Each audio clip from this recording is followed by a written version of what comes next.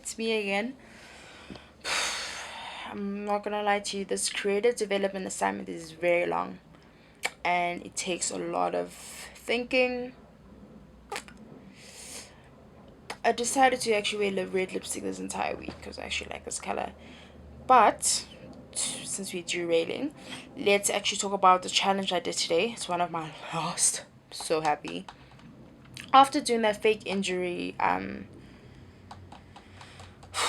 after doing that fake injury, it really kind of got to me a little bit because it's okay.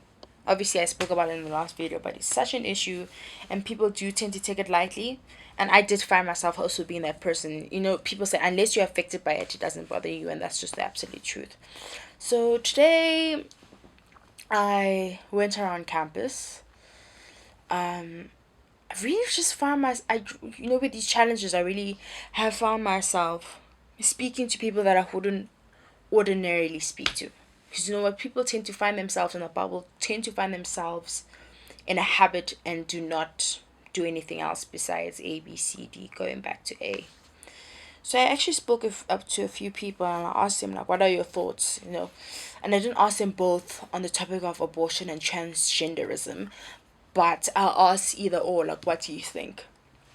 And what I realized is that a lot of the lucky thing about Vega is that a majority of people of Vega are very open minded and very accepting of other people's choices.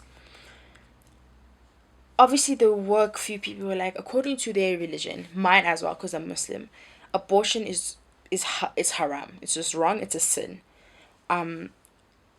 But it should be a choice for a lot of women out there, because everyone has their own personal reasons for abortion, and that shouldn't be our leeway or olive branch to grab and judge on them. And a lot of people were saying the same thing, like, where, because the question lies with abortion as to when do you consider the fetus to be alive. A lot of people are like, the minute the egg and the sperm conjoin, it's a fetus, it's alive. Some people say after 3 weeks, some people say after 6 weeks. But a lot of people had said that women and men, whether they're with a partner or not, should be given the choice whether they want to have an abortion or they don't want to have an abortion, but it should be a choice. And we should not judge people on those choices. Yes, we may not approve of it, but and that's what I love about so many people in Vega. They're like, have we not yet reached the point where we can accept people for the choices they have made? Because everyone has made choices that you're not proud of or wouldn't make again if they had a second chance. Are we not past the point of accepting people's past, accepting their flaws, and just moving on?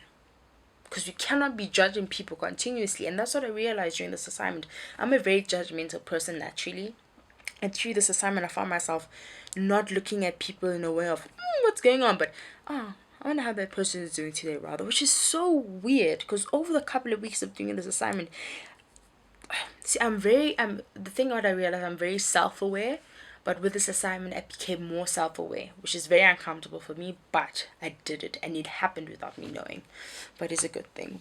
And then there we trailing again, when I spoke a topic that obviously we all know has become extremely popular over past couple of months is transgendered, because of Caitlyn, Bruce Jenner transitioning from a male to a female and becoming Caitlyn Jenner, and like, she has put a huge spotlight on their community and the issues and the backlash that this community seems to have.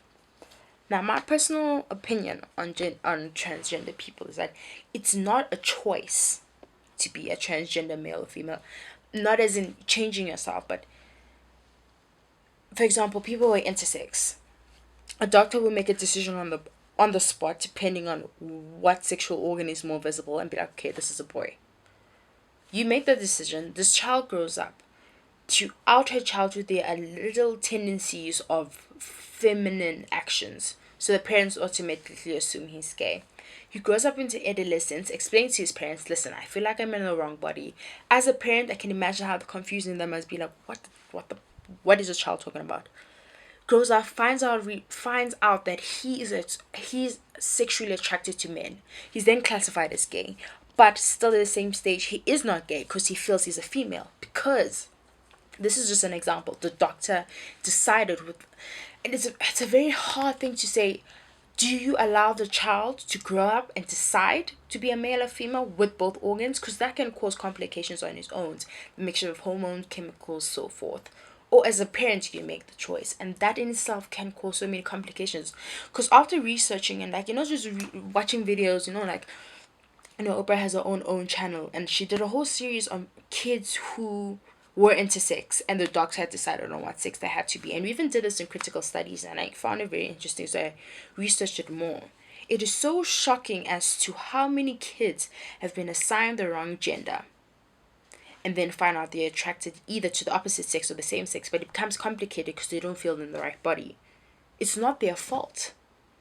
You know what I mean? Like, if you feel you're in the wrong body, why do we feel a need to make it worse for them by judging them, criticizing them, belittling them, objectifying them, and making them something to fear? They are people.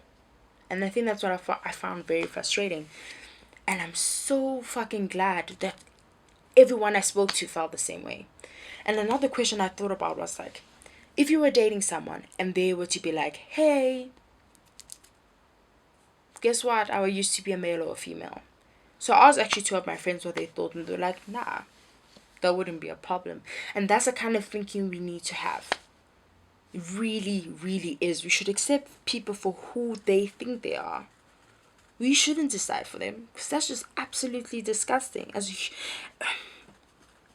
find it very frustrating that we are still at this fucking stage of just labeling people. You're this 1, 2, 3, and you will do 1, 2, 3 as is told, as society has told us, or them. Who the fuck is them? We still do not know.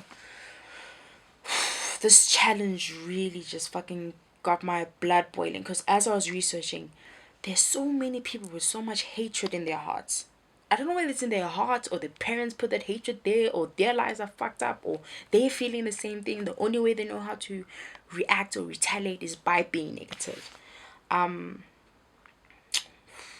can't believe I've done my last challenge, to be very honest with you. I'm very torn as to whether I would have done more. Do I want to do more? Do I want to continue? Would I have done this assignment again? But tomorrow I'm going to just do a reflection video about how I felt during this assignment and how grateful or ungrateful you'll have to watch and see how I felt about this assignment. But there you go.